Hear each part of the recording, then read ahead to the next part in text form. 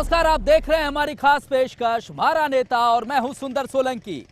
15 महीने बाद यमुनानगर जिले की जगाधरी विधानसभा क्षेत्र में पहुंचा है ईटीवी का कारवा।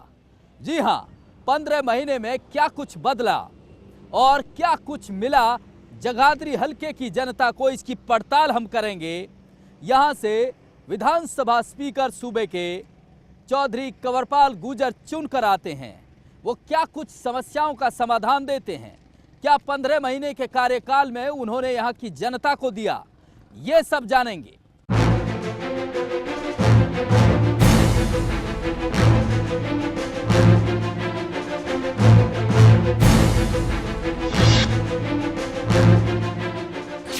पंद्रह महीने बाद जगाधरी पहुंचा है, जगाधरी विधानसभा में पहुंचा है ईटीवी का कारवा। ईटीवी की टीम ने 15 महीने पहले भी जगाधरी का जायजा लिया था।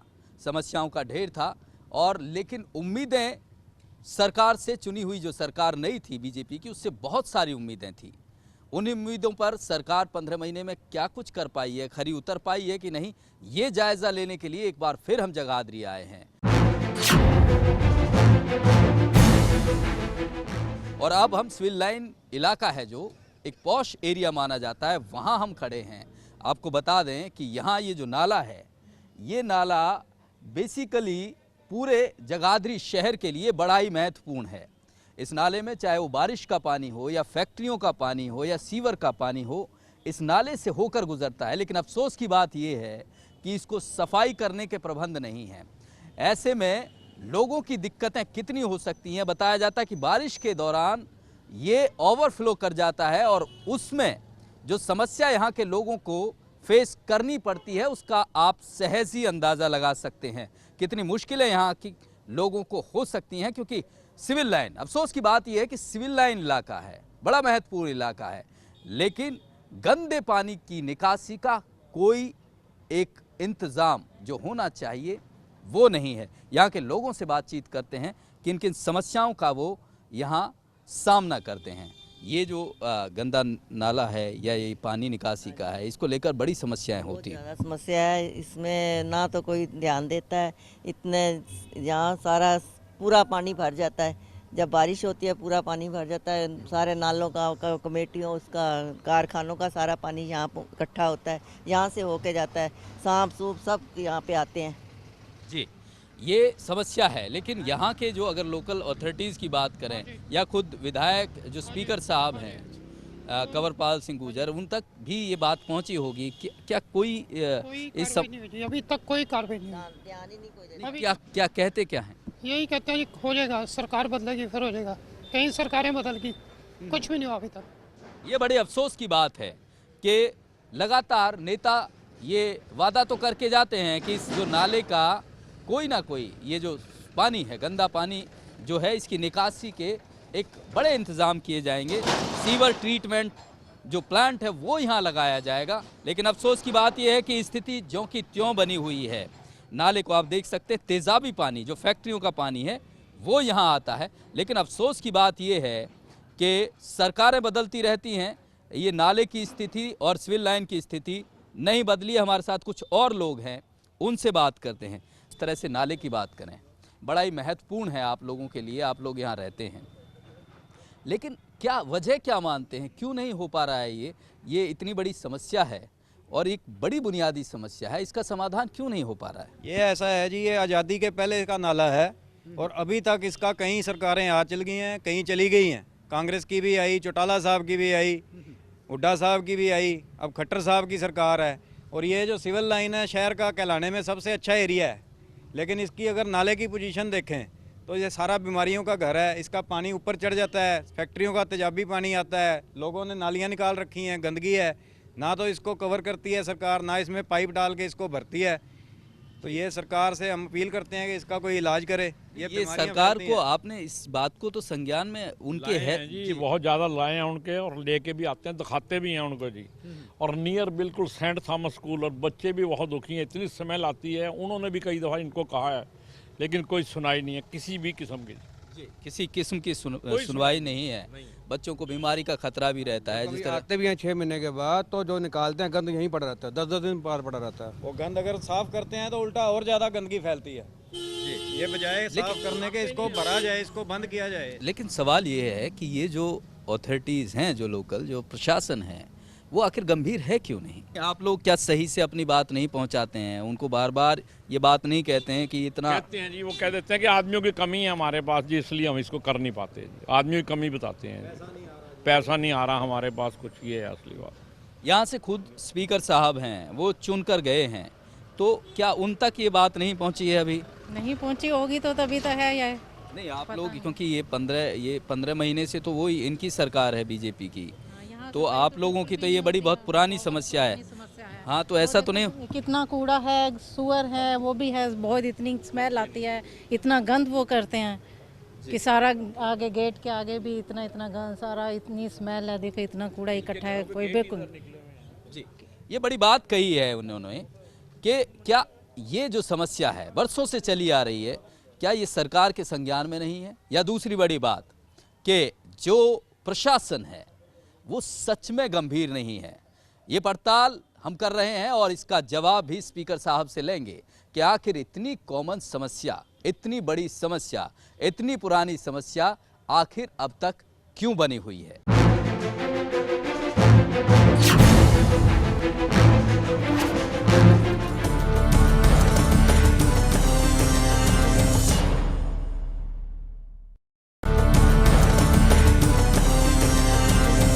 जी हाँ, करीब 15 महीने बाद एक बार ईटीवी की टीम फिर जगाधरी हलके में पहुंची है, यमुनानगर के ज़िले के जगाधरी हलके में। जगाधरी हलके की खास बात आपको बता दें कि सूबे के स्पीकर इसी सीट से चुनकर आते हैं और वे आज जनता दरबार लगाएंगे, अपनी जनता से रूबरू होंगे। स्पीकर साहब चौधरी कंवरपाल गुजर हमारे साथ खुद मौजूद हैं।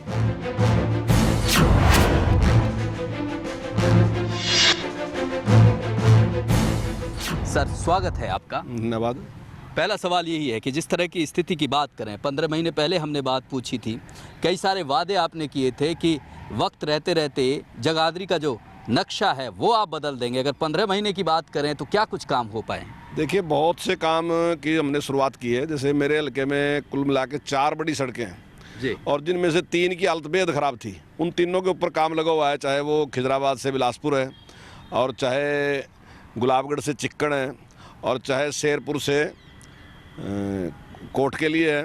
और एक सड़क जो पहले ख़राब हालत थी उसको हमने पूरा कर लिया है, जो छछरौली से बिलासपुर है, उसको हमने कंप्लीट कर लिया और इन तीनों सड़कों के ऊपर काम लगा हुआ है। दूसरा, हमारे यहाँ पुल पुलिया के बहुत समस्याएं हैं, क्योंकि नदियाँ हमारे यहाँ से आती हैं। तो अब मेरे इतने कार्यकाल में 3 पुलों के ऊपर काम लगा हुआ है और 6 से ज़्यादा काजवे जो हैं उन पर काम लगा चालू है इस टाइम, वो बनने लग रहा है। 15 महीने पहले आपने हमसे खनन की बात कही थी कि वो खुलवा देंगे, उसकी क्या स्थिति है? देखिए, खनन के लिए हमारा पूरा प्रयास जारी है, लेकिन एनजीटी के कुछ नियम इस प्रकार से हैं जिसकी वजह से हमारे सामने कुछ बाधाएं हैं। लेकिन हम पूरे प्रयास में, अभी 2 घाट हमारे यहाँ खुले हैं, लेकिन बाकी का भी हमारा काम शुरू नहीं हुआ। लेकिन हम प्रयास में हैं कि जल्दी वो खुलना चाहिए, क्योंकि उससे लोगों को भी रोजगार मिलेगा और सरकार को भी बहुत बड़ा रेवेन्यू उससे प्राप्त होगा। एक और बड़ी बात आई थी जब हमने 15 महीने पहले बात की थी, जो आपका एरिया है, ज़्यादातर जब बाढ़ आती है तो उससे आपके लोग ज़्यादा प्रभावित होते हैं। आपने कहा था कि कोई स्थायी हल इसका ढूंढेंगे आप।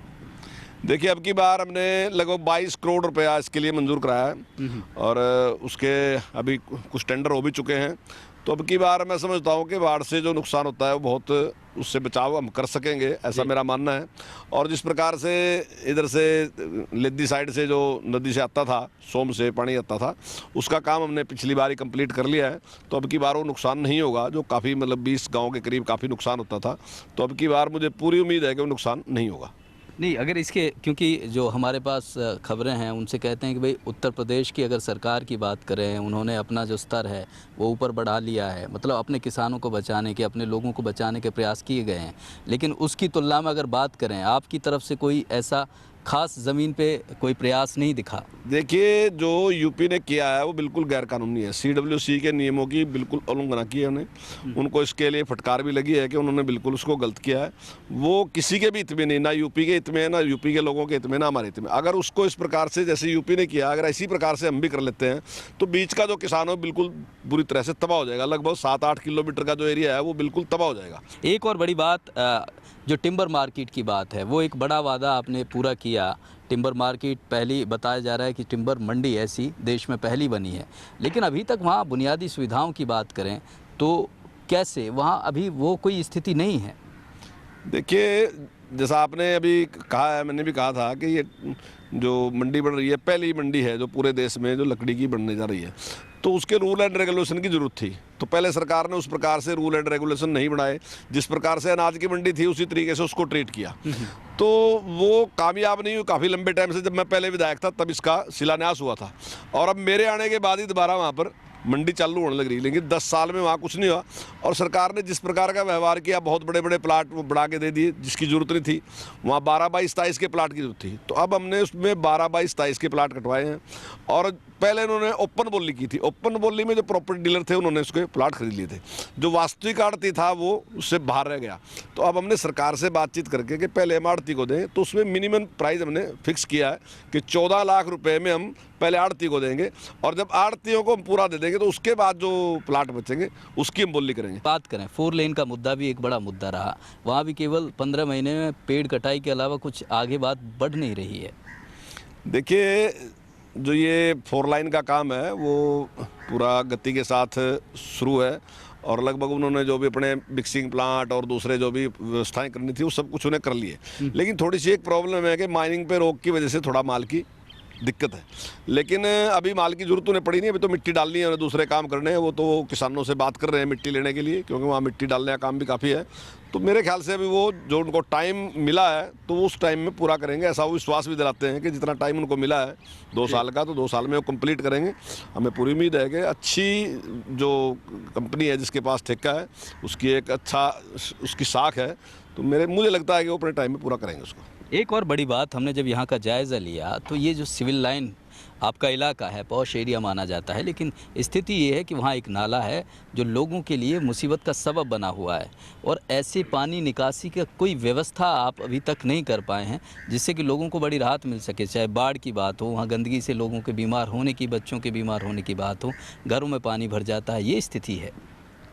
देखिए, इसके लिए जो सीवरेज का है उसके लिए हमने एक बहुत बड़ा प्लांट यहाँ पर मंजूर किया है भोगपुर में, लगभग 100 करोड़ के करीब का वो प्रोजेक्ट है। तो वो तो वहाँ पर पानी लेके जाएंगे, लेकिन वैसे दूसरा बरसात का पानी भी है। अब पहले से सारी ये व्यवस्थाएं काफ़ी बिगड़ी हुई हैं, लेकिन हम इस पर लगे हुए हैं जल्दी। और जहाँ तक आप उद्योग के पानी की बात कहते हैं, उसके लिए भी हमने CTP मंजूर करा लिया, 18 करोड़ रुपया उसका मंजूर हो चुका है। और जल्दी वो स्थान एक निश्चित करके, क्योंकि उसमें अभी बात चल रही है, दोनों विभागों को हमने बुलाया था, पॉल्यूशन को भी बुलाया था और पब्लिक हेल्थ को बुलाया था, तो उसमें एक जगह निश्चित की है अभी। तो उसकी एक मंजूरी मिलने के बाद, वो CTP लगने के बाद उद्योगों को भी बड़ी उससे राहत मिलेगी। जितना भी ये गंदा पानी है, जो तेजाब का पानी है, इसको सारे को साफ़ करके हम इसको जमुना में छोड़ देंगे, तो इससे उद्योगों को भी राहत मिलेगी और जनता को भी राहत मिलेगी कि वो गंदा पानी इसमें नहीं गिरेगा।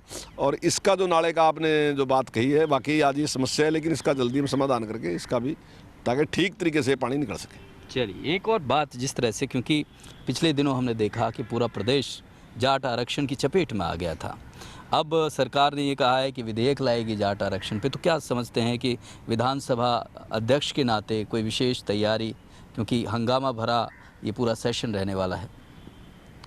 देखिए, जो कुछ भी हुआ है बहुत ही दुर्भाग्यपूर्ण है।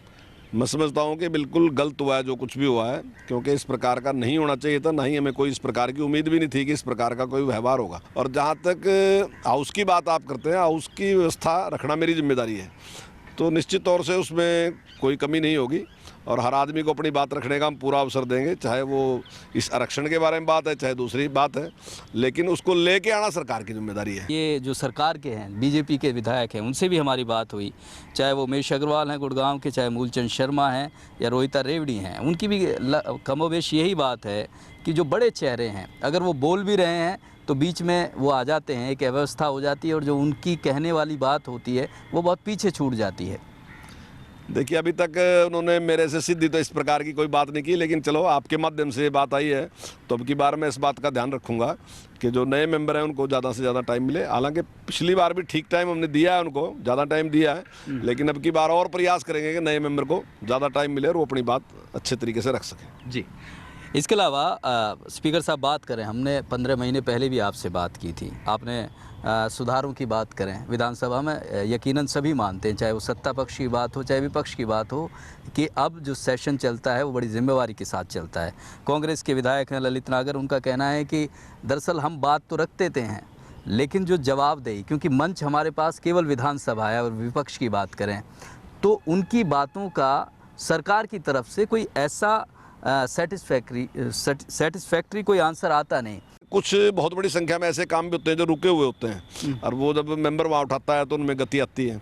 कुछ ऐसे सवाल भी होते हैं जिसमें मंत्री आश्वासन देता है, तो जिनमें आश्वासन देता है मुख्यमंत्री, उनको पूरा करना तो जरूर होता है। उसके लिए एक कमेटी भी है, अगर कोई आश्वासन पूरा नहीं करता तो उसकी बारे में एक्शन भी ले सकती है कमेटी गठित है उसके लिए, तो वो पूरा करती है। बहुत से ऐसे होते हैं जिन पे मतलब मंत्री जो है वो आश्वासन देता है हाउस में, और जिस पे भी आश्वासन देता है हाउस उसमें पूरा करता है। लेकिन सभी जितनी भी मांगे अगर विधायक उठाते हैं और उनको सबको अगर हम कहेंगे पूरा कर दें तो ऐसा संभव नहीं होता। उनका कहना है एक का भी ठीक से जवाब नहीं आता है सरकार की तरफ से, इस मंच का सही से इस्तेमाल हम नहीं कर पा रहे हैं जो होना चाहिए। नहीं, ऐसा नहीं है बिल्कुल भी। बहुत उसके साथ इस्तेमाल होता है। जो क्वेश्चन सरकार से पूछे जाते हैं बहुत बड़ी हलचल होती है, क्योंकि बाहर विधायक को बाहर लगता है कि मैंने क्वेश्चन दे दिया, लेकिन जब क्वेश्चन देते हैं तो पूरा डिपार्टमेंट हिल जाता है और सारे के सारे उसकी तैयारी करके आता है और उसका जवाब तब देता है। ऐसे नहीं होता कि वो ऐसे ही कुछ पढ़ देता है वहाँ, तो बड़ी जिम्मेदारी होती है उसकी। अगले अगर जो बचा हुआ कार्यकाल है या उसके लिए प्लानिंग की बात करें, विज़न की बात करें, रणनीति की बात करें कि जगाधरी हलके की जो प्रॉब्लम्स हैं वो पूरी तरह से आप कोशिश करेंगे कि वो ख़त्म हों, तो ये क्या क्या ऐसी चीज़ होंगी जो आपकी प्रायोरिटी पर हैं? देखिए, कुछ चीज़ें अभी शुरू हो रही हैं। मतलब जैसे मैंने सीटीपी की बात आपसे कही, अभी तो शुरुआत भी नहीं हुई है। मैं 3 दिन से लगा हुआ हूँ, अब जाके कहीं बात है उसकी शुरुआत पे ही। तो मेरा उद्देश्य है कि वो कंप्लीट और चले, क्योंकि उससे दोनों को फ़ायदा है। आम जनता को फ़ायदा है क्योंकि उसको साफ़ पानी मिलेगा, जमुना की सफाई के लिए बहुत महत्वपूर्ण है, लेकिन उतना ही महत्वपूर्ण छोटे छोटे जो उद्योग धंधे करने वाले लोग हैं उनके लिए। अगर ये हम जल्दी करा लेते हैं तो उसके बहुत बड़ा लाभ हमें होगा।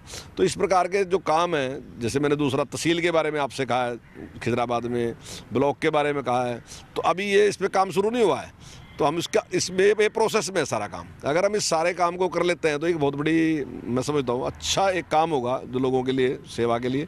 और जैसे अभी नाले की बात आपने कही, और ऐसी प्रकार से सीवरेज का काम है जो मैंने आपको कहा, लेकिन ये सब काम अगर हो जाते हैं तो बहुत बड़ी राहत एक जनता को मिलेगी और अच्छा काम करने में हम सफल रहेंगे। तो अभी तो जो मैंने आपके सामने योजनाएं दी, हम इन्हीं को कंप्लीट करेंगे। अगर नहीं मैं और आपको बतलाऊं तो मैं समझता हूँ उचित नहीं होगा, तो इनको कंप्लीट करेंगे। ये बिल्कुल सही बात है। जो प्रायोरिटीज़ की बात करें उनको जिस तरह से, चाहे वो हमने जो मुद्दा उठाया कि ये नाले वाली जो समस्या है उसको लेकर उनकी प्रायोरिटी है, इसके अलावा 4 लेन की बात है, खनन को खुलवाने की बात है, ये कई सारी चीज़ें हैं जो वो कह रहे हैं कि पहले ये काम किया जाएगा, उसके बाद वो आगे का जो प्लान है जगाधरी की जनता के लिए वो उनके पूरे मन में है और उसको वो ज़मीन पर लेके आएंगे। एक छोटे से ब्रेक के लिए यहाँ रुक रहे हैं। ब्रेक के बाद स्पीकर साहब की जनता खुद उनसे रूबरू होगी और क्या कुछ समस्याएं हैं हल्के की वो रखेगी, क्या कुछ वो समाधान देते हैं। एक छोटे से ब्रेक के बाद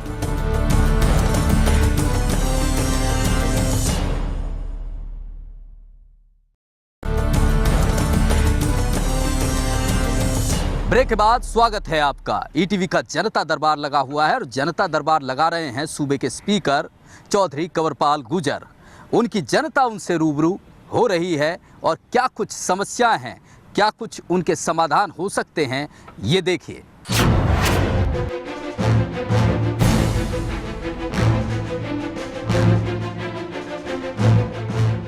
नमस्कार जी विधायक साहब जी, मेरा एक क्वेश्चन है जी आपसे। जब आप वोट मांगने आए थे आपने एक वादा करा था कि माइनिंग खुल जाएगी। हमारे यहाँ रोजगार सिर्फ ये ट्रैक्टर ट्रालियाँ लोगों के पास।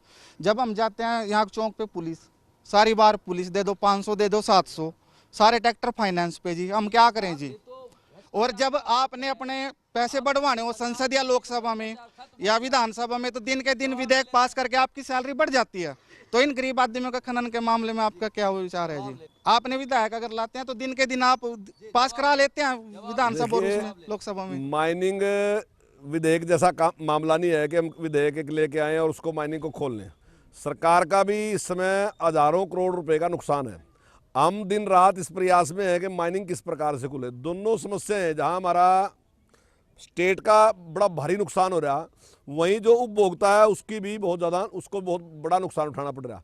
इसका मतलब ये नहीं है कि कोई जानबूझ के सब कुछ कर रहा है, हमारा पूरा प्रयास है, लेकिन कुछ नियम इस प्रकार से हैं बने हुए कि जिनको अवहेलना नहीं कर सकते और जिस प्रकार से पहले से बंद हुआ है। तो हमारा पूरा प्रयास है कि उन नियमों के दायरे में हम किसी प्रकार से खोल लें, हमारा पूरा प्रयास है और हम विश्वास दिलाते हैं। मैं उसकी टाइम सीमा तो नहीं मैं आपको बता सकता कि कब तक खोल लेंगे, लेकिन हमारा पूरा प्रयास है, हम लगे हुए हैं इसमें। नमस्कार स्पीकर साहब, पिछले 1 वर्ष में भाजपा सरकार ने हमारे गांव में बहुत से काम किए हैं, लेकिन हमारे जो नेक्स्ट गांव है उसमें बिजली 19 से 22 घंटे आती है, लेकिन हमारे गांव में सिर्फ 2 पोल की समस्या है जो हमारे गांव के और चुनेटी के बीच में लगते हैं। 1-2 घंटे नहीं आती, देखिए सब जगह 12 घंटे तो हरियाणा में सब जगह बिजली आती है, हर जगह आती है, लेकिन ये गांव नगर निगम में है, ये गांव नगर निगम में है, इसलिए यहाँ उससे ज़्यादा बिजली आनी चाहिए, ये बात सही है इनकी। और अब इसका प्रयास करेंगे हम, पहले वो नहीं हुआ, लेकिन मेरे ध्यान में अब की बार ये बात इन्होंने दिलाई है तो हम प्रयास करके इसको जुड़वाएंगे। कुछ नियम वगैरह की दिक्कत है, लेकिन ऐसा कुछ नहीं है। उसके बाद जैसा आज ही इन्होंने मुझे बताया है कि यहाँ कम आती है, तो हम प्रयास करके अब इसको जुड़वाएंगे और इसको शुरू करवाएंगे ताकि यहाँ पर भी बिजली पूरी आ सके। नमस्कार स्पीकर साहब, मेरे स्पीकर साहब के सामने यही समस्या है कि हमने अपना जो स्कूल है, मिडिल स्कूल है, तो उसको हमने 12वीं तक करने की मांग रखी थी। देखिए 8वीं से 12वीं तक का स्कूल एक साथ नहीं बढ़ सकता, और 12वीं तक के स्कूल के लिए कुछ नॉर्म है कि पहले 10वीं का होगा, 10वीं में अगर इतने बच्चे होंगे और उसके बाद 5 किलोमीटर तक दूसरा स्कूल नहीं है। अगर 5 किलोमीटर के दायरे में दूसरा स्कूल है तो उसको हम बढ़ा नहीं सकते। अगर ये दूरी 5 किलोमीटर है, मेरे ख्याल से 5 किलोमीटर है नहीं शायद, ये जो सरकारी स्कूल है उससे 5 किलोमीटर दूरी नहीं है, और उसके लिए एक निश्चित है कि अगर उसमें 150 बच्चे हैं, 9th और 10th में 150 बच्चे हैं तब तो, लेकिन प्रयास करेंगे कि इसको 8वीं से 10वीं का स्कूल को करा दिया जाए। ये प्रयास करेंगे कि ये स्कूल यहाँ 8वीं से 10वीं का बढ़ जाए। सर हमारे गांव में 80 से 90% जो लोग हैं ना, परिवार हैं, वो मतलब पिछड़े हुए हैं, गरीब परिवार हैं, और उनके लिए अभी भी जो 100 गज के प्लाट हैं अभी तक आवंटित नहीं हुए। सर देखिए 100 गज के प्लाट पिछली सरकार में बंटने थे, अभी इस प्रकार की ये स्कीम जो है यहाँ पर बंद है, इसमें शुरुआत नहीं है। हालांकि पिछली सरकार को काफ़ी लंबा टाइम मिला है, तो अगर पंचायत के पास ज़मीन थी तो उन्हें देनी चाहिए थी उसमें, लेकिन अब कोई नई स्कीम दूसरी बार जब आएगी तो उसमें हम प्रयास करेंगे। वाकई ये बहुत बड़ी ज़रूरत है गरीब आदमी की, विशेषकर से मैं समझता हूँ कि खासकर हरिजन है, जो दलित समाज है, उसमें ज़्यादा समस्या है, बहुत बड़ी है कि बहुत छोटे छोटे घर उनके पास बचे हुए हैं, आज उनकी बहुत बड़ी ज़रूरत है। लेकिन ये स्कीम तो थी सरकार की, लेकिन ये पूरी तरह से इम्प्लीमेंट अभी तक नहीं हुई, तो हम प्रयास करेंगे कि ये जल्दी से शुरुआत हो इसकी, और दोबारा जो गरीब लोग बाकी अभी रहे हैं जिनको नहीं मिला तो प्लाट मिलना चाहिए। जबकि सरकार के पास लंबा टाइम रहा, हमारे से पहले जो सरकार थी उसने 10 साल तक राज किया, लेकिन 10 साल में आज भी आपके सामने है, ये समस्या आज भी वैसी की वैसी है।